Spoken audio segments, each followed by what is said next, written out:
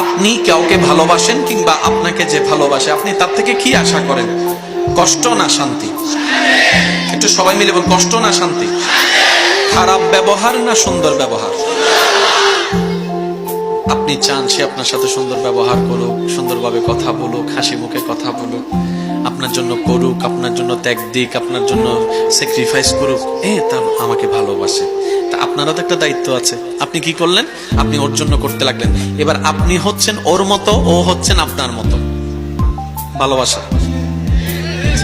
আচ্ছা, কোনো কেউ যদি কাউকে ভালোবাসে, আমি শ্রদ্ধার সাথে বলছি, একটু ভেবে দেখবেন, কোনো কেউ যদি কাউকে ভালোবাসে কিংবা আপনি যাকে ভালোবাসেন, আপনার অন্তরে যার প্রতি মায়া ভালোবাসা আছে, আপনি কি সত্যি যদি তাকে ভালোবাসেন, আপনি কি চাইবেন কখনো সে যে তাকে সাপে কামড়াক?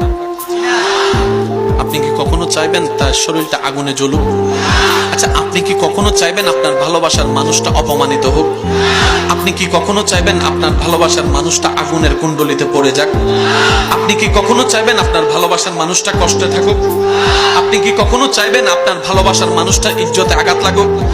তাহলে যে ভালোবাসা আমাদেরকে গুনাহ কামিয়ে জাহান্নামের দিকে নিয়ে যাচ্ছে, আপনি যাকে ভালোবাসেন, আপনাকে যে ভালোবাসে, এই অবৈধ সম্পর্ক যেটা হারাম রিলেশন, প্রত্যেকটা সেকেন্ড তো গুনাহ হয়ে যাচ্ছে, চোখের তাকানো গুনাহ হয়ে যাচ্ছে।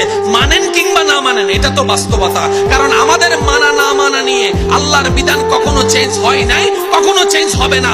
আল্লাহ বলেছেন হারাম তো হারাম হয়ে গিয়েছে, এখানে দ্বিতীয় অপশন করার কোনো সুযোগ নাই। তাহলে আমি যাকে ভালোবাসি, আমি তাকে চোখ দিয়ে তাকাচ্ছি, আমারও গুনাহ তারও গুনাহ, কথা বলার মাধ্যমে আমারও গুনাহ তারও গুনাহ, হাঁটার মধ্যে আমারও গুনাহ তারও গুনাহ, আচ্ছা সাথে চলছি আমারও গুনাহ তারও গুনাহ, দেখা করছি আমারও গুনাহ তারও গুনাহ। তাহলে আমি যদি সত্যিকার তাকে ভালোবাসি, তাহলে তাকে এত গুনাহ করে জাহান্নামের দিকে তো পাঠাইতাম না জীবনে কোনোদিন।